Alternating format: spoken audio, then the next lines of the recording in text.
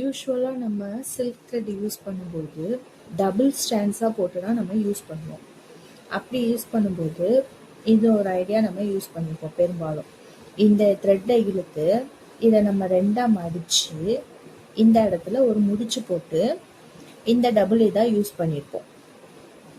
ஆனால் இப்படி பண்ணும்போது நமக்கு ஒரு சின்ன டிசைன், ஒரு குட்டியான டிசைன் பண்ணுறோம் அப்படின்னா இந்த ஐடியா நமக்கு யூஸ்ஃபுல்லாக இருக்கும்.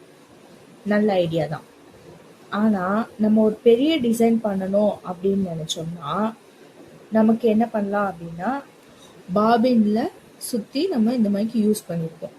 இந்த பாபினில் சுற்றி வச்சுட்டு இதை நம்ம ரெண்டாக கட்டி இப்படி யூஸ் பண்ணோம் அப்படின்னா நமக்கு இந்த பாபினில் இருக்கிற அளவுக்கு வரும், ரொம்ப நேரம் யூஸ் ஆகும். அப்படி யூஸ் பண்ணுறது ஒரு நல்ல ஐடியா தான். ஆனால் இது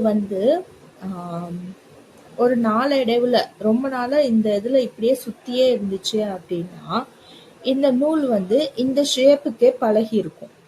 அப்படி இருக்கும்போது நம்ம இதை ரிமூவ் பண்ணி பார்க்கும்போது இங்கே பாருங்க, உங்களுக்கு தெரியுதா, அது ஒரு அந்த ஷேப்புக்கு மாறி இருக்கும். நமக்கே நல்லாவே தெரியும் சில்க் த்ரெட் அப்படிங்கிறது ரொம்ப சென்சிட்டிவான ஒரு த்ரெட். இந்த மாதிரி நம்ம வச்சுட்டு யூஸ் பண்ணும்போது சீக்கிரமா அறுந்து போயிடும்.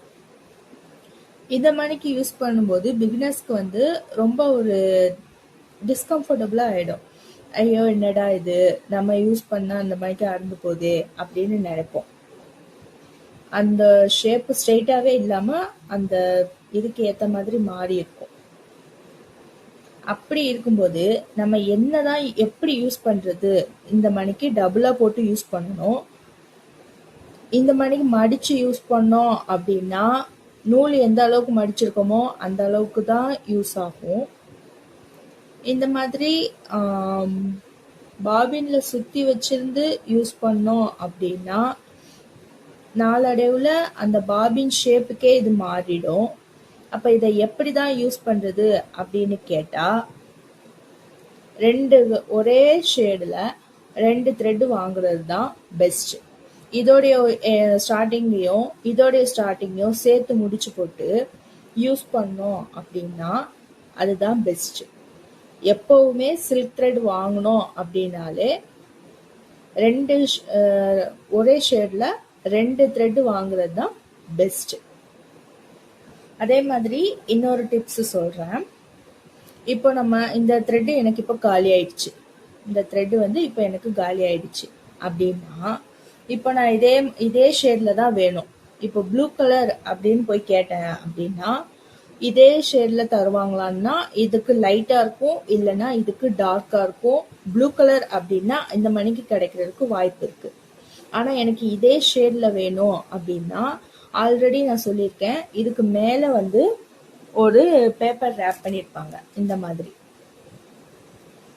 இந்த இதுல இங்கனுக்குள்ள போட்டிருப்பாங்க ஷேட் நம்பர் 64D. டபுள் பெல்ல இந்த ஷேட் நம்பர் சொன்னோம் அப்படின்னா இந்த கிரீன் கலர் நமக்கு கிடைக்கும். இந்த கவரை இந்த த்ரெட் காலி ஆகிற வரைக்கும் நான் சேவ் பண்ணி வைக்கணுமா, அதை எப்படி நான் அவ்வளவு தூரத்துக்கு பத்திரமா வைக்கிறது, அதோட மட்டும் இல்லாம இந்த கலருடையதா இந்த கலருடைய ஷேடா அப்படிங்கிற, இப்ப நான் இந்த கவரையும் பிரிச்சுட்டேன், இந்த கவரையும் பிரிச்சுட்டு ஒரு பாக்ஸ்ல நான் சேவ் பண்ணி வச்சேன் அப்படின்னா எந்த கலருடைய இதுங்கிறது நமக்கு தெரியாம போயிடும். இந்த கவர் எந்த கலருடைய இதுன்னு தெரியாம போயிடும். ஏன்னா கவர்ல கலருடைய பேரை எதுலையுமே மென்ஷன் பண்ணிருக்கவே மாட்டாங்க, இந்த ஷேட் நம்பர் தான் மென்ஷன் பண்ணிருப்பாங்க. அப்படி இருக்கையில நம்மளால தனியா ஒரு பாக்ஸ்ல ஸ்டோர் பண்ணி இதை நம்ம சேவ் பண்ணி வச்சுக்க முடியாது. அந்த மாதிரி நேரத்துல என்ன பண்ணலாம் அப்படின்னா,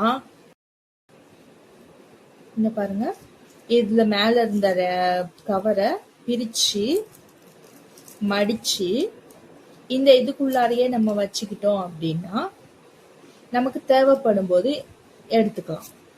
அது வரைக்கும் இது பத்திரமா இதுக்குள்ளாரையே இருக்கும், தட்டினாலும் கீழே விழுகாது. இந்த டிப்ஸ் பிடிச்சிருந்துச்சுன்னா என்னை சப்ஸ்கிரைப் பண்ணிக்கோங்க, லைக் அண்ட் ஷேர் பண்ணிக்கோங்க. தேங்க்யூ.